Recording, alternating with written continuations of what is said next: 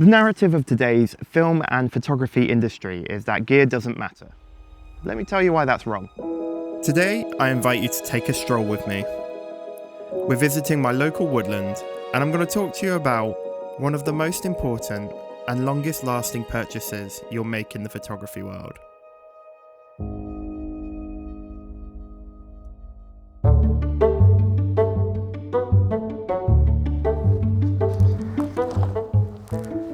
Now, if you're a wildlife photographer, odds are you're going to spend more time carrying it attached to your bag like this than you are actually using it. So the first thing I'm going to consider when I buy a new tripod is how much does it weigh and what it's going to be like to carry all day. But that's not the only thing you need to consider. Before you start shopping for a tripod, you need to ask yourself, what is it that I'm photographing or filming? Does it move? Am I going to be standing still for long periods of time? And do I have to trek quite a long way to get to it? Am I a photographer or filmmaker? Because there's a definite divide between the two different types of tripod. These are all things that you need to weigh up before you are able to make the right decision. So let's kick things off by taking a look at some of the differences between the two types. This one I'm carrying here is a video tripod. Now, traditionally, they will be much chunkier than your photography equivalent. An easy way to spot one is to look for this tilting and panning arm that sticks out at the back here. It's designed to help you move the camera from left to right and up and down with the smoothest possible motion. When you're setting up a video tripod, it's imperative to make sure that your camera is perfectly balanced at the center point. If it's not properly balanced, you may find that the camera will tilt down during the middle of a shot. A properly balanced camera will make it easier for you to get smoother tracking shots as well.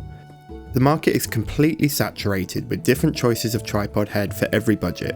However, if your budget can stretch to it, I would fully recommend acquiring one that has a fluid drag system and an adjustable one at that, which lets you adjust how hard it is to tilt and pan the camera. So the particular tripod I'm using here has a double tubed leg system. This not only gives you the extra stability, it also helps to prevent the twisting effect, which I'll talk about later in this video. If you're like me and you're a hybrid shooter, there are some that are suitable for both, but I'm yet to find one that does both equally as well as the other. Now, time for a quick break from the tech speak, because I've just spotted some Goldcrest. Conveniently, the tripod that I've grabbed is a photography tripod. So let's talk about it.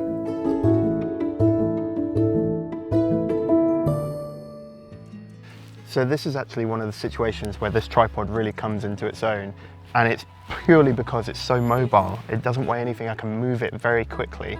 And with subjects like these, where they're moving in and out of branches very quickly, I might have to move 2 or 3 steps to the left very quickly. With a heavier tripod, that's going to be more effort and it's going to take longer. So it does give you that quick response. And then the ball head, you can really just move around very quickly, find your subject and then just flick it underneath and lock it off. So it's a good way of using this tripod and utilizing everything that it has and really making the most of its features. But at the same time, I'm not able to do smooth panning and tilts because it just doesn't let me do that with the ball head. You can't really get those smooth tilts. The pans aren't so bad, but because they're not adjustable, when I put a heavier lens like this on it, it's fine. But with lightweight lenses, it does take a little bit of practice to get used to stopping with a little bit of drag so that you're not getting those sudden stops in your footage.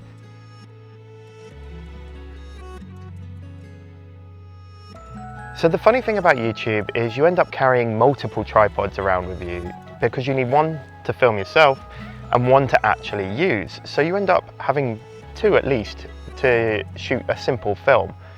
But what I wanted to do was make sure that the one I'm carrying for filming me, that only ever needs to be static. So that can be as lightweight as possible, but I also didn't want it to blow over in the wind because there's a camera on top of it and it's expensive. The good people over at Kent Faith sent me this one. I thought I'd give it a try, because the carbon fibre system seems to be the lightest material to carry around, and knowing I was only going to use it for static shots myself, a ball head is probably ideal. It's small and compact, and a little bit faster to set up with its Arca Swiss plates than the video alternative. These oversized rubberized feet do a great job of staying secure against the floor or surface that they're placed on, even on muddy terrain like this. One of my favourite features of this tripod are these metal clips that you use to adjust the angle of the legs. Once you've pulled them out, they stay stuck out, so there's no ratchet sound as you adjust the leg. Then you simply pop them back into place, which is great for wildlife because it's nice and quiet. The difficulty with tripods is knowing that you actually like it, because you can't just pick it up and be like, yes, this is the one. You actually have to test it.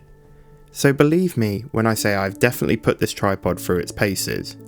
If you've seen my recent Yorkshire video, you'll know that I did a whole expedition using a film camera, and this was the tripod of choice. The carbon fibre makes it incredibly lightweight to carry around, so it's quite comfortable to carry it all day. I've lost count of the amount of tripods I've had over the years, and I'm always finding a way to tell it it's not good enough so I can buy another one. I think the problem for me is I keep looking for the perfect combination tripod, and I don't think that exists yet. But if, like me, you're a hybrid shooter, you could invest in a second head, like a video head, to go alongside your ball head, and just switch them out whenever you decide to go out and film or take stills. Now, if you are a video shooter, having a fluid-based video head is essential. Recently I took my full video tripod out to photograph and film some short-eared owls. With a species like short-eared owls, you know they're going to be in one particular location, and you know they're going to hunt over an area that's quite vast. So most of the time you'll be sat at the side of a field, and you'll be using a longer lens and just scanning the area, and that is where a video tripod really comes into its own. So the takeaway from this video would be that if you are looking to purchase a tripod, or perhaps you're looking to change the one you've currently got, then you need to consider what your subject is. If you are going to move towards video, the investment into a properly designed video tripod is undeniably the right choice. And if you are going to be in photography and you're not going to move to video, then there's no need to look at a video head. I would certainly urge anybody looking to buy a tripod now to try and find one that is carbon fibre and does fit their needs. Remember, my first tripod I bought when I was about 16, and I still have it. These things don't age. They're incredibly hard wearing and will probably outlast your entire camera bag and all the kit inside. Hopefully you found some of this information useful, and if you have, drop a comment down below. If you've been lucky enough to find a tripod that is perfect for both video and photography, definitely drop a comment down below because I want to try that out. I've been searching for one for years, so if you found it, let me know.